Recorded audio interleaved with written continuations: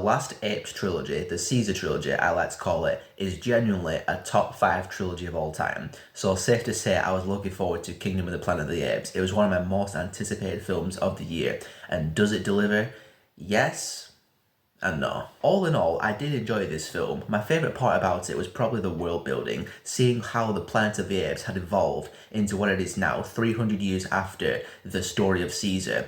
And I just really enjoyed seeing the world and spending time in the world. I think it's a really rich universe that this film series takes place in. I thought that since Dawn of Planet of the Apes, I enjoyed Noah going through the world and seeing and learning more about it, learning more about Caesar and his legacy. I really love how Caesar and the events of those previous 3 films have passed on now into legend. And you just look back at those 3 films now and think about it in that kind of context, and it just makes that first trilogy feel all that more epic. Visually speaking, the film is an absolute treat to the surprise of nobody. The CGI for the apes still looks fantastic, and it is just stunning at the amount of emotion and detail that they get out of these apes. They truly get you invested into the apes as actual characters. That has always staggered me. And in Kingdom of the Planet of the Apes, it's no different. There are some scenes where the apes are having these really intimate conversations, and just the sheer emotion on the faces of the apes, it's mind-blowing. Noah, the new protagonist, he was cool. I liked his coming-of-age story, his journey of self-discovery. I think he could have done with a little bit more depth, but it is the first film of the trilogy, so I imagine more adventures, more stories are going to be told. Now, disappointingly, I did not love this film, and some of the reasons for that do dance around major spoilers, so I'm going to do the spoiler-free version first, and then talk about spoilers in a few minutes. Proximus Caesar, the villain.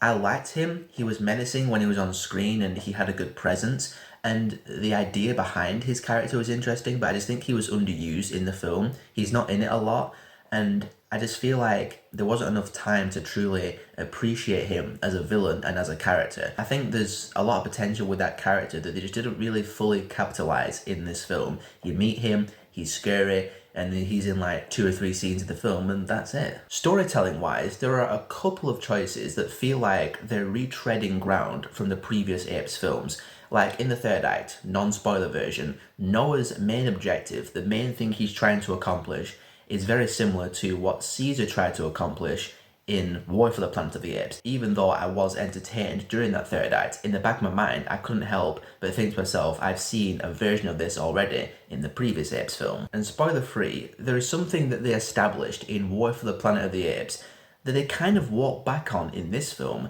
And I was disappointed by that, because this thing in the last film was really interesting and it set up an even more fascinating world for this film, but they just didn't really commit to it. And that's a spoiler-free version, so now we're talking about spoilers. When that disappears, you're good to unplug your ears, unmute the video, whatever. A second ago, when I was talking about Noah's main objective in the third act, it's to escape captivity and rescue his clan of apes. And that's pretty much what Caesar was doing in War for the Planet of the Apes. Now, I understand before you say the circumstances, the context is very different. Caesar and his apes were imprisoned by humans, and Caesar was getting tortured, and Noah and his clan were imprisoned by Proximus Caesar in an entire other colony of apes.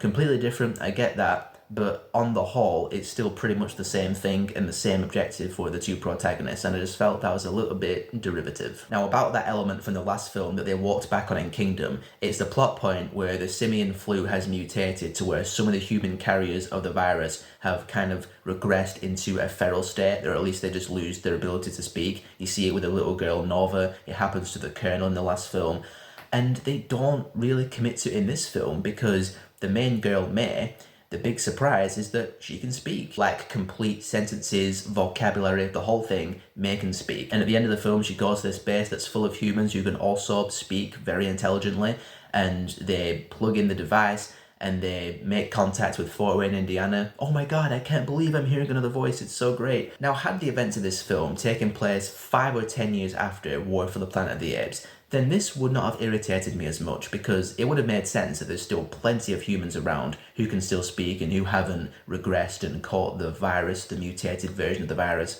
But given that it's 300 years later, I just didn't buy the fact that there's a bunch of humans who are still walking around like this and still fully speaking. It just kind of feels like they were negating the whole point of introducing that in the previous film to begin with, because they were clearly building up to the complete role reversal of apes being the walking, intelligent, dominant species of Earth and humans being the feral, primitive creatures of Earth. But now there's hundreds of humans who can still walk around and talk.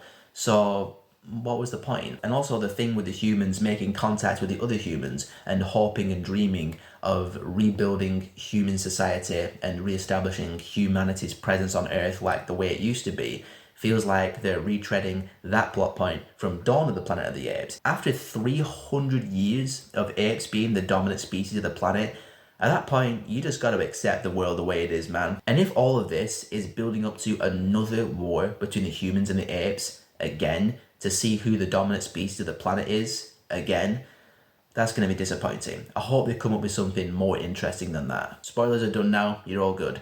And despite what my tone may have suggested a second ago, I did enjoy this film, I must stress. I enjoyed the main character, I really enjoyed the world building, the CGI is great, they still keep to what they did in the previous three films, where story and character are number one priority and spectacle is second, and that still makes the Planet of the Apes franchise kind of a rarity in Hollywood nowadays. It unfortunately does not hold a candle to the Caesar trilogy, but it's still an interesting and entertaining continuation and expansion of this world and this franchise, and there are some interesting directions they could go in the next two films. I just hope they don't go the disappointing direction that I talked about a second ago in the spoiler section.